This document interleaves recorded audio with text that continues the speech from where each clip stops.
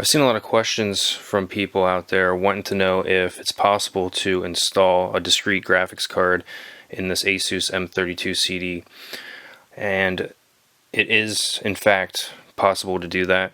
So today we're going to walk you through the process of upgrading the power supply and installing a discrete graphics card. The first step to this process is to install the upgraded power supply. To begin, let's go ahead and take off the side panel of the computer once again.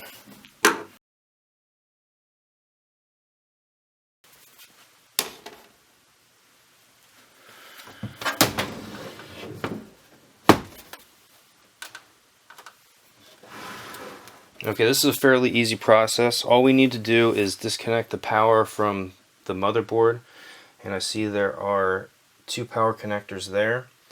And we need to remove the power connectors from each of the drives that we have in the system. The first connector on the motherboard is this wide one right here with all the wires coming out of it. So go ahead and put some pressure on the clip on the side that is facing the front of the computer and firmly wiggle it back and forth a little bit. This thing is pretty tough to get out on this particular motherboard, so it might take you a little bit of time to ease it out. So we have that. And the other one is up by the processor. It's a little 4-prong one. That one should come out much easier. And that's what that one looks like. The rest of the power connectors are on the drives. And those come straight out. And the one on my SSD. And the one on the DVD drive. This motherboard cable is kind of routed through these wires, so you'll have to undo that, get that loose, and you may have to disconnect the SATA cable on the DVD drive to untangle that mess there. So now that is completely free there, and we can move to unscrewing the power supply.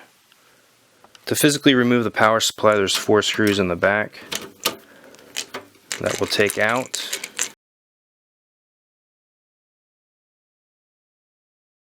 Now the power supply should come completely out of the case.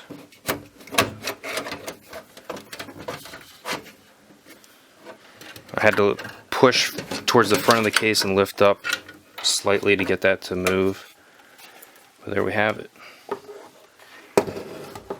Now we can move on to the new power supply.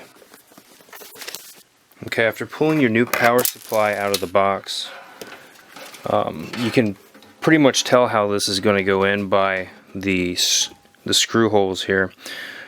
These two are similar, and so is this one down the bottom, but this one's offset a little bit, and we can see here that one there is offset up a little bit as well. So, and you can also tell by the writing as well. Most times the power supply is going to be set up so the writing is right side up when you install this. So we'll slide this in.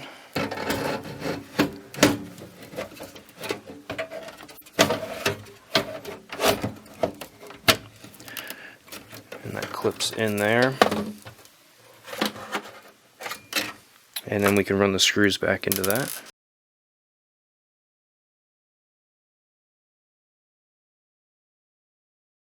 Okay, that is mounted in there. We can connect. Now this particular power supply has an 8-pin for the CPU power, but we can separate that since this board here only has a 4-pin. So I'm using the one that says CPU on it. And I'm going to connect that now down in here.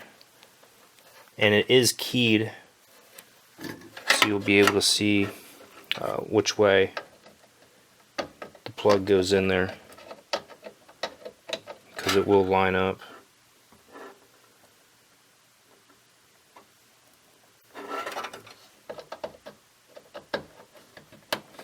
And it clicks into place. And then the wide cable will go over here, clip towards the front of the PC.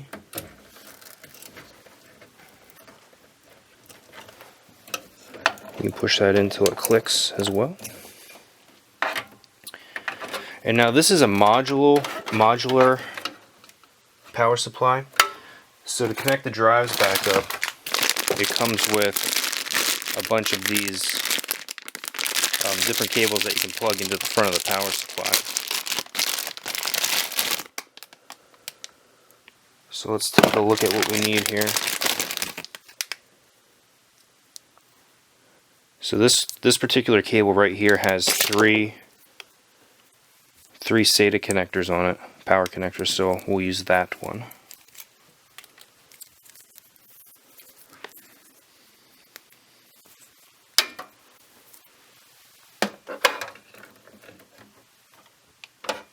And I also need an additional one for the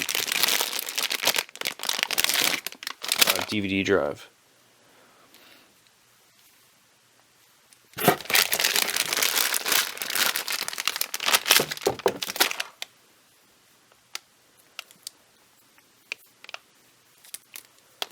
Which is right here.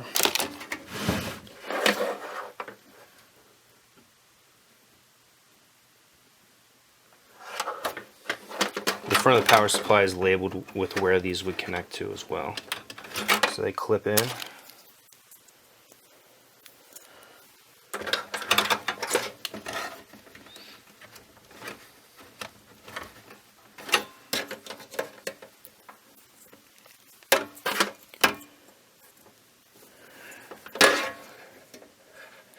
In my particular case, the one with the two SATA power supply or SATA power connectors, I'll plug that one into the DVD drive.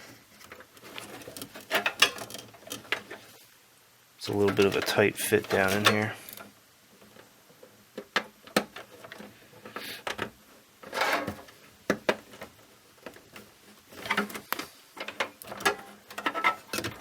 Alright.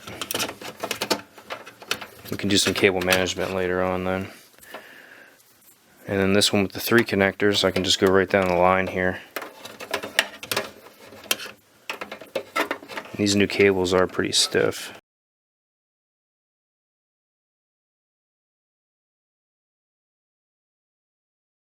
And the next step is this power cable will run from the power supply into the graphics card that we're installing. Because we'll need these two 6 pins for this particular card I'm putting in.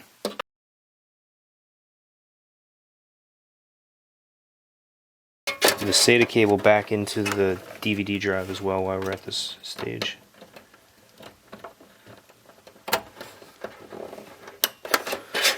Okay.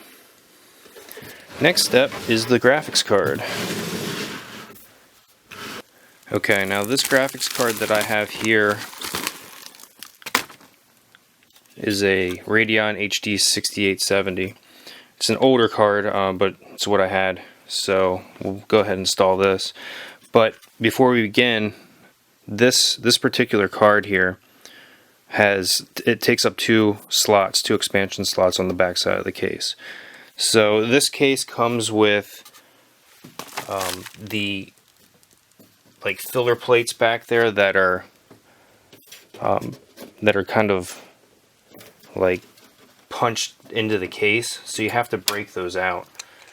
And probably the best way to do that is to get some needle nose pliers and just kind of wiggle it back and forth until you break the little connecting tabs. So we got to do that first.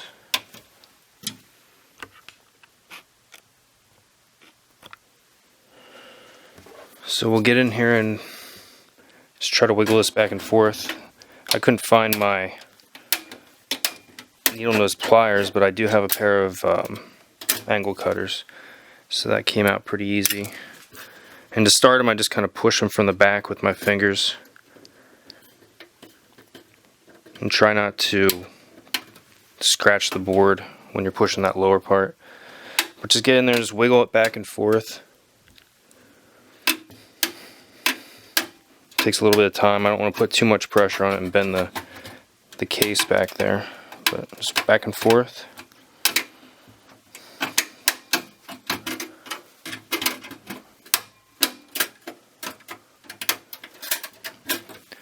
And it will eventually come free.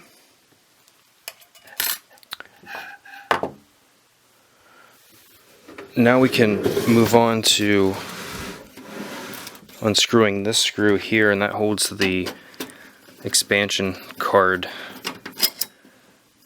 into place, in our case the graphics card, once we insert it.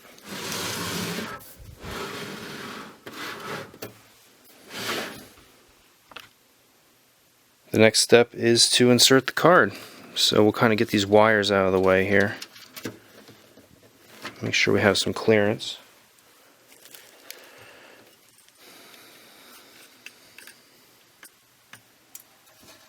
Just line it up with that slot down below.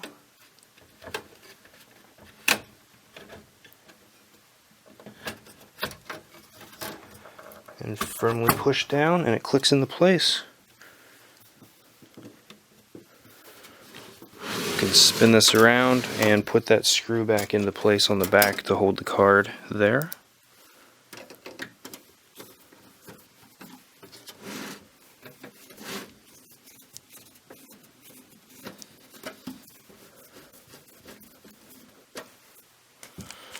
And the last piece that we need to do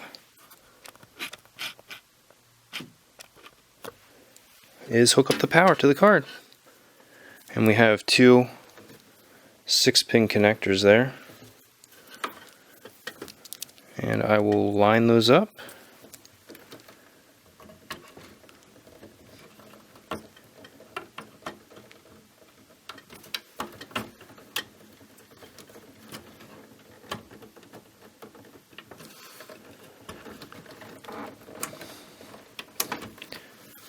And click them in.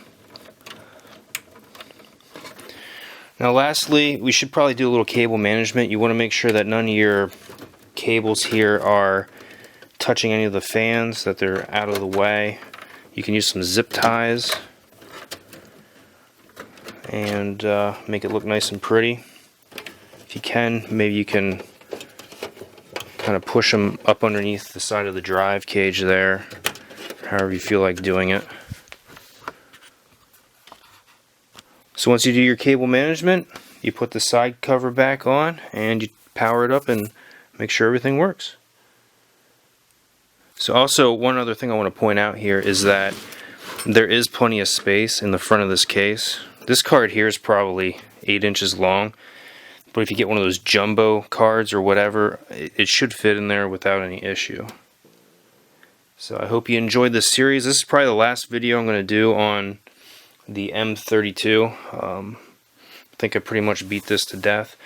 But if you have any more questions about this system and you want me to make another video, go ahead and leave me a note in the comments, and I'll see if I can get one done.